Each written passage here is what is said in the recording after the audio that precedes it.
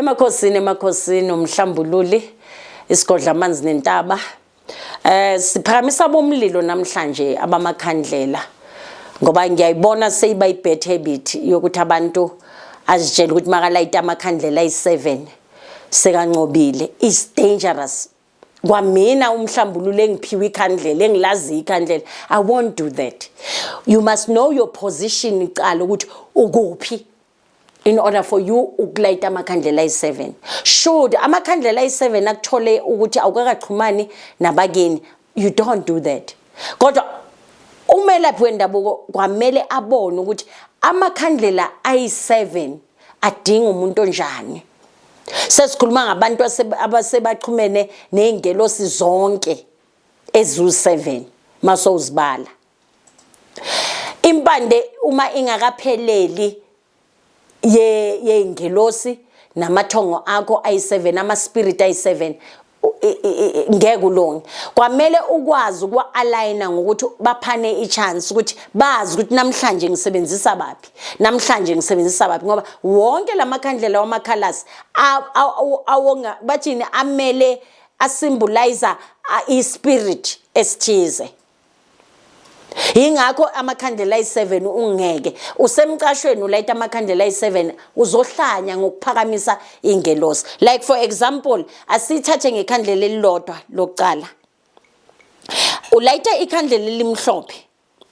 Mawulayita ikhandlela elimhlophe kutholakala ukuthi kusese namaqala ekufanele kuwayenze. Ukukhanya awukwazi ukuthola ungakagezi isimo sengane owayikhipha noma ingane ye-miscarriage, both men and women, both indoda nomfazi. Akusiyo umfazi kuphela kufanele ahlambulule ayenze ilati lomntana. So sikhuluma ngezinto zokuhlambulula wena idlozi lakini mhlawumbe sithi idlozi lakabo mama ngoba lekhandlela engilifakile elikwazi ukuyenzana ukuthi kwamele uyogeza ngapha kabo mama phezulu kwesimo sethunze limnyama nengubo yomntana kwamele uhlambulule umntana kwanawe kwamele uhlambulule. So ukukhanya uzokutholaphi ngaleso sikhathi ulayithiswa amakhandlela ayi7. Kubuye futhi siye kule 3 candles thingbo ku3 candles, right? Ulayite 3 candles zonke zinobumnyama. Njengoba zonke zinobumnyama lama 3 candles, i-white ukukhanya akukho la kuwena.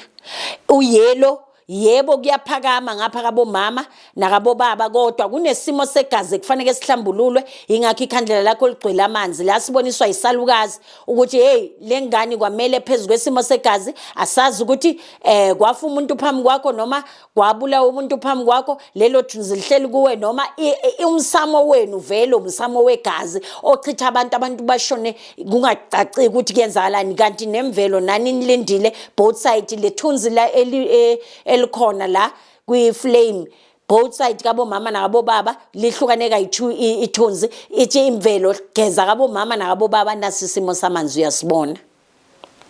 So imagine ingelosi lezi siziphakamisile ezi3 eyokukhanya eyedlozi lakini lakabo mama nakabo baba nelemvelo likutshela ngani ngamaqala. Imagine masoyolayita 7 yamakhandlela.